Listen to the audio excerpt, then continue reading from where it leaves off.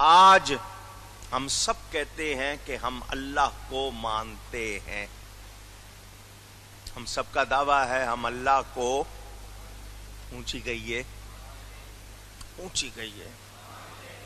سب مانتے.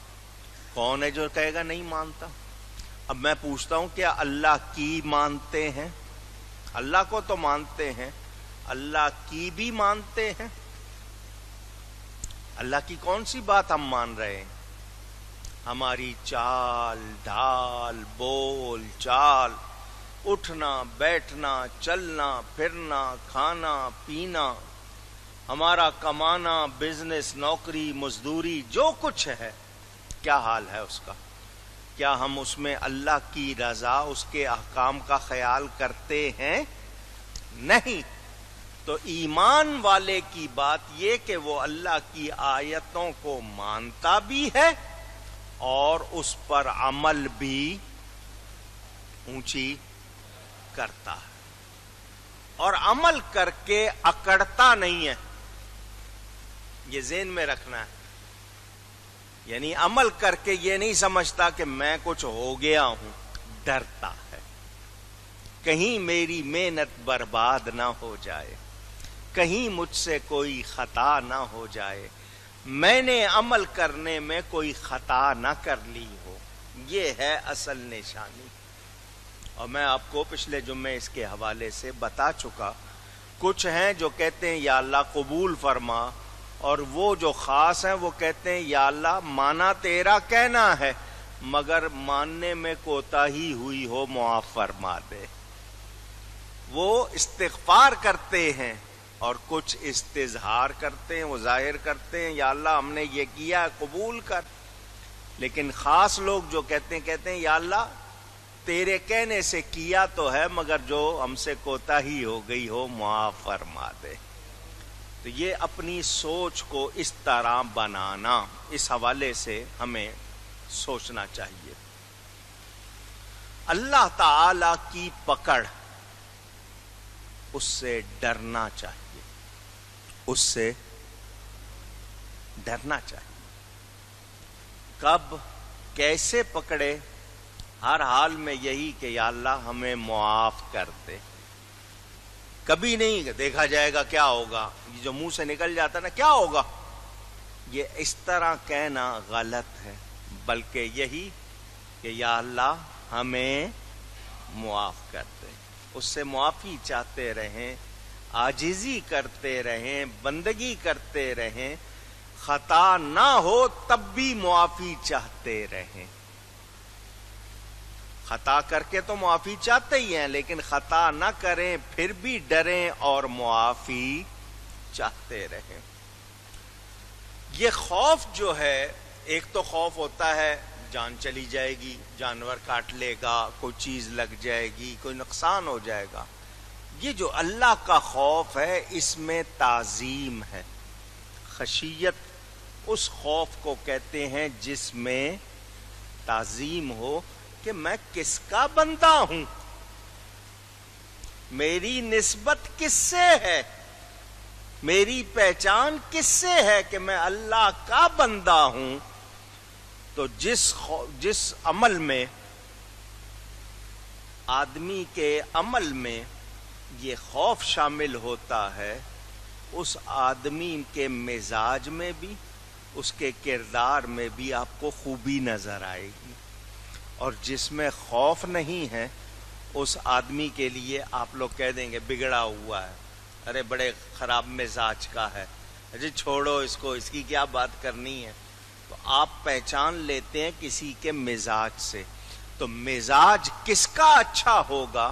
جو اللہ سے ڈرنے والا ہوگا. یہ بات تجربے میں بھی انسان نے دیکھی ہوئی ہے. مشفق کو مشفق علیہ، جس پر مشفق علیہ کا مطلب جس پر شفقت کی جائے، اس سے محبت ہوتی ہے. شفقت کرنے والا جو شفیق ہے، مشفق ہے، جس پر شفقت کی کرتا ہے اس سے اس کو ایک لگاؤ ہوتا ہے. تو اس کے دل میں یہ خدشہ ہوتا ہے کہ کہیں اسے کوئی تکلیف نہ پہنچے. اس حوالے سے بیان پہلے گزر چکے ہیں. تو مومن احسان اور خشیت کا جامع ہے، اس میں یہ دونوں چیزیں جمع ہیں، بھلائی اور خوف. نیکی کرے گا مگر اللہ سے ڈرتا رہے گا، اور کافر برائی کرے گا اور اللہ کے عذاب سے نڈر ہوگا، اس کو اللہ کے عذاب کا ڈر نہیں ہوگا. آج ہم ایمان والے کہلانے والے مسلمان کیا ہے ہمارے عمل میں، اس کو ہم دیکھیں. آپ کہتے ہیں دنیا میں 1.5 ارب کے قریب مسلمان ہیں، 56 سے زیادہ ملک مسلمانوں کے ہیں. مجھے بتائیں ان میں سے کتنے لوگ ایسے ہیں جو کردار کے لحاظ سے واقعی مسلمان ہیں؟ دعویٰ تو سب کا ہے، نام بھی سب کے ہیں، شکلیں بھی دیکھنے میں لگتی ہوں گی، مگر کردار میں کون ہے؟ یہ کردار ہم سے رخصت ہو گیا، ہم نے اس کو کہیں کھو دیا ہے. اب پرانے لوگوں کی باتیں ہم سنا دیتے ہیں، وہ چیز عمل میں نظر نہیں آتی، جس کی وجہ سے ہم امن سے بھی، ہم برکت سے بھی خالی ہوتے جا رہے ہیں. امن ملے گا، برکت ملے گی، رحمت ملے گی کب؟ جب ہمارے اندر اللہ تعالی کا خوف رہے گا، اور جب رب تعالی کا خوف نہیں ہوگا تو پھر امن کی خواہش پوری ہو سکتی نہیں. ایمان آج آپ کو دنیا میں جتنے مسلمان ملیں گے سب یہی کہیں گے قرآن کو مانتے ہیں. اعلان ان کا تقریباً یہی ہے، مانتے ہیں. اچھا مانتے ہو تو پھر اس پر عمل کیوں نہیں کرتے؟ قرآن کو سجا کے رکھتے ہو، اچھے کپڑوں میں رکھتے ہو، اونچی جگہ رکھتے ہو، عمل کیوں نہیں کرتے؟ پڑھتے بھی نہیں ہیں، پڑھتے ہیں تو سمجھتے نہیں ہیں، سمجھتے ہیں تو عمل نہیں کرتے. کیوں؟ تو اللہ کی آیتوں کو ماننے والا اس پر عمل کرنے والا نہیں ہے، تو وہ صرف یہی کہہ رہا ہے کہ مانتا ہوں. تو یہ ماننا نہیں ہوا، ماننا کب ہوگا؟ جب عمل کیا جائے گا. ہم لوگ اپنے دفتر کے بڑے، جس کو اب باس کہتے ہیں، آقا کہتے ہیں، بڑا آفیسر ہے، اس کا کہنا ماننا ہے بھائی، نہیں تو دفتر میں نہیں رہ سکتے. آپ اس کی بات مان رہے ہیں، چل رہا ہے کام. نہ مانے تو بتائیے وہ نکال دیتا ہے یا نہیں نکال دیتا؟ وہ مجھے تمہاری ضرورت نہیں ہے، مجھے ماننے والا چاہیے. اللہ تعالی رزق بند نہیں کرتا، مگر جو نہیں مانتا وہ یہ نہ سمجھے کہ رزق بند نہیں ہوا تو میں ٹھیک ہوں، وہ اپنے آپ کو اور زیادہ برائی میں، مصیبت میں دھساتا چلا جاتا ہے. پھر وہ اپنے آپ کو ایسا کر لیتا ہے کہ وہ رحمت کے قابل نہیں رہتا. اس کی میں مثالیں بھی دے سکتا ہوں، لیکن میں نے صرف سمجھنے کے لیے اتنی بات کر دی کہ اگر دفتر سے نکال دیے جائیں تو روتے ہیں، جی روزی لگی ہوئی تھی ختم ہو گئی، مولانا صاحب کوئی وظیفہ بتائیں.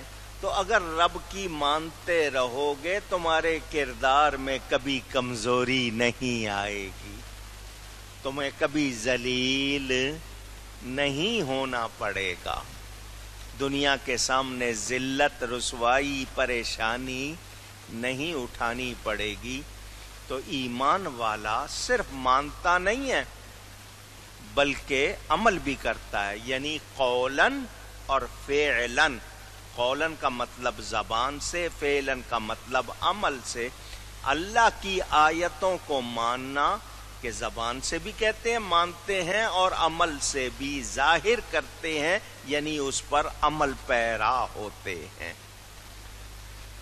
اور اللہ فرماتا ہے یہ لوگ اپنے پروردگار کے ساتھ کسی کو شریک نہیں ٹھہراتے، نہ ظاہراً، نہ چھپا کر، نہ دکھا کر، نہ چھپا کر، اللہ کی ذات و صفات میں کسی کو اس کا شریک نہیں ٹھہراتے۔ اس لیے کہ مومن جانتا ہے کہ اللہ تعالی جسم سے، جسمانیات سے پاک ہے، مکان، مکانیات سے پاک، زمان، زمانیات سے پاک، سمتوں سے، جہتوں سے۔ سمتوں کا مطلب یہ اوپر اشارہ کرنے کا مطلب یہ نہیں کہ اللہ اوپر ہے، یہ عظمت کے لیے آپ اونچائی کا ذکر کرتے ہیں، شان کے لیے۔ اللہ ہر جگہ ہے، اگر آپ کہیں اوپر ہے تو پھر باقی طرف کون ہے؟ اللہ ہر جگہ ہے، تو وہ ان چیزوں سے پاک ہے۔ اللہ تعالی کو کسی کی کسی طرح بھی ضرورت، حاجت نہیں ہے، یہ بھی آپ کہتے ہیں۔